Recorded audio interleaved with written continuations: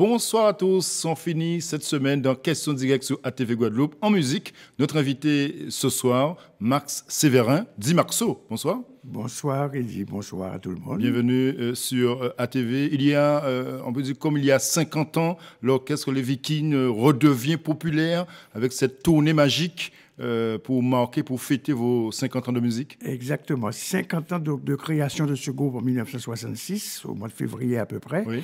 Moi, je suis intervenu officiellement en 1972, mais ça avait été créé par Fred Okagos, ensuite avec Guy Jacquet, et ensuite sont venus Soprane, Pierre-Édouard Odessimus, tu connais la belle carrière, Oui. Hippomène Léova et bien d'autres. Il y a eu 72 musiciens en 50 ans qui sont passés donc, dans le groupe Les Vikings. Comment tout a commencé en 66? On dit que c'est à la cour Okagos que tout a commencé en 66. Exactement, Oui. exactement. Fred Okagos, à cette époque, vivait à Paris et il voulait être un peu musicien. Son père ne voulait pas.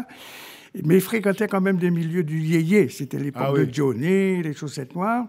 Et quand il est rentré en Guadeloupe, il a voulu fonder un orchestre de rock. C'était l'époque un petit peu Donc on dit que vous étiez les premiers rockstars de Guadeloupe. Surtout C'est vrai. eux, c'est surtout Surtout eux, eux, mais les Vikings, au début, c'est les premiers rockstars.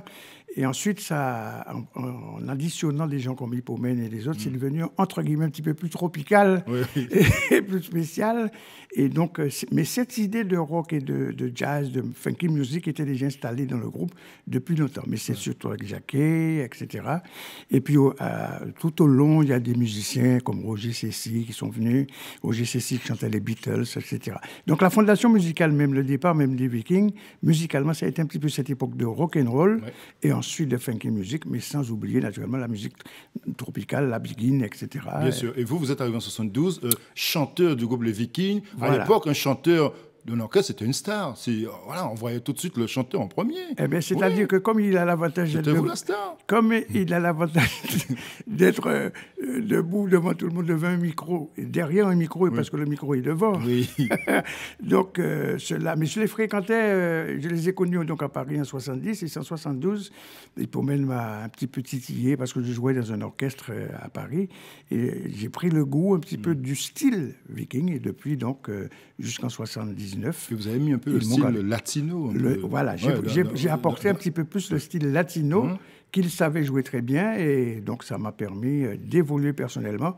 Et puis, eux aussi, je pense que j'ai contribué à apporter un autre cachet, entre guillemets, musical. Alors, cette tournée musicale, c'est quoi? C'est une manière de redonner à cette population, aux amoureux des Vikings, cette envie, cet engouement, cette musique, c'est quoi? Alors, c'est un petit peu ça, mais pour l'instant, la tournée, c'est un petit thé qui va, hélas, en fait, je me dis hélas à cause de beaucoup de choses. Moi, j'ai résumé la tournée. Je me suis dit, ça part de Bemao, dimanche, jusqu'à Barcelone, en passant par Berlin, en passant par notamment la première partie de Kassav aux Zénith. Exactement. Alors, disons que c'est une prévision d'une tournée qu'on a déjà commencé, donc il y a 3 semaines, dans le Festival du Jazz, qui s'est passé à Stein, merveilleusement bien, parce que des producteurs de Paris ont écouté ce qu'on faisait en 70, et ils ont dit, tiens, pourquoi ne pas créer une espèce de Buena Vista guadeloupéen.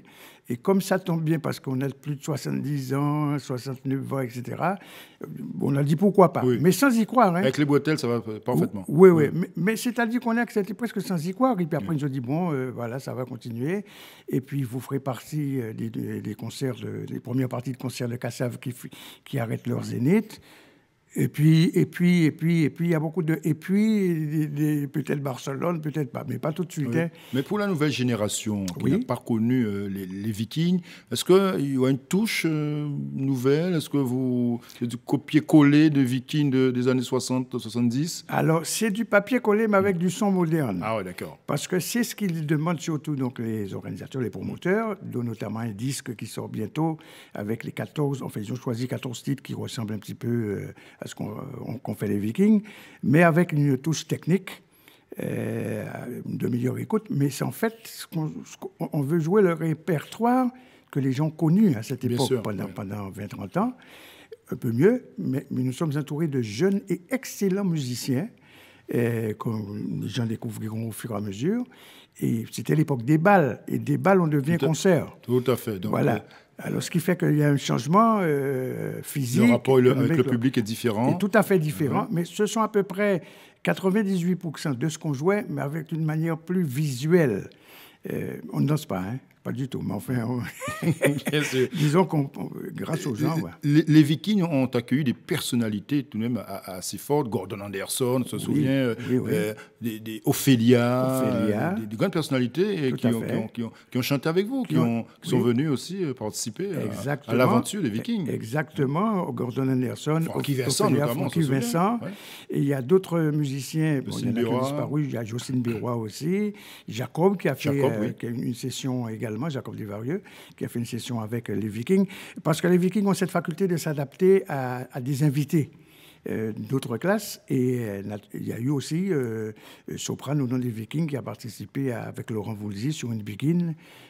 C'est de ça un petit peu qu'il a incité le tourneur, comme on dit, tu devrais t'intéresser un petit peu à ces personnalités. Je dis personnalité avec un petit p. Hein. Mais en fait, le talent des Vikings, c'est surtout les Vikings. Hein. C'est un petit peu...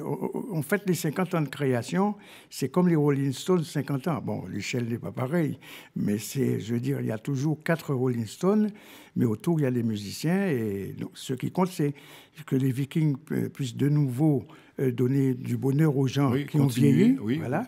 C'est un peu comme... Parce que c'est les Vikings qui ont fait Cassave après. Bien sûr. Donc, c'est pareil, les gens de Cassave qui sont pères ou mères de famille maintenant, et bien avec les Vikings, on retrouve une certaine époque où beaucoup de choses balbutiaient. Et le groupe peut changer de génération, changer de musicien et toujours rester Exactement. Produire. Je vois, mon cher ami, que vous faites partie du staff, parce que c'est ce qui est prévu, petit à petit, donc, de mettre des éléments qui jouent Viking, mais à leur manière. Et il y a également une chanteuse de prévu, un peu comme Jocelyne Bérois, qui pour l'instant est choriste et qu'on amènera jusqu'au bout.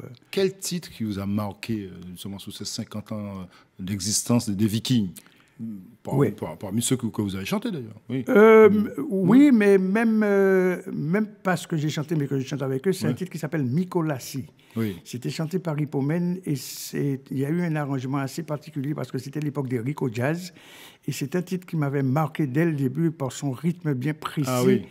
Et ça faisait quoi quand on refrain? Mykolasi, aïe, Mykolama, Mykolasi, aïe, Mykolama. Ah oui. Donc c'était ça. Et donc c'est ce style-là que vous avez apporté au Viking. Et puis d'autres titres aussi. Merci, Maxo, d'être venu ce soir évoquer les 50 ans des Vikings. Des Vikings. Et on va dire bonne tournée. Bonne tournée. Pourquoi pas. De Bémao à Barcelone. Merci beaucoup. Merci, Max Sévérin, d'être venu ce soir sur ATV Guadeloupe dans Question Directe. Bonne soirée et surtout, bon week-end à lundi.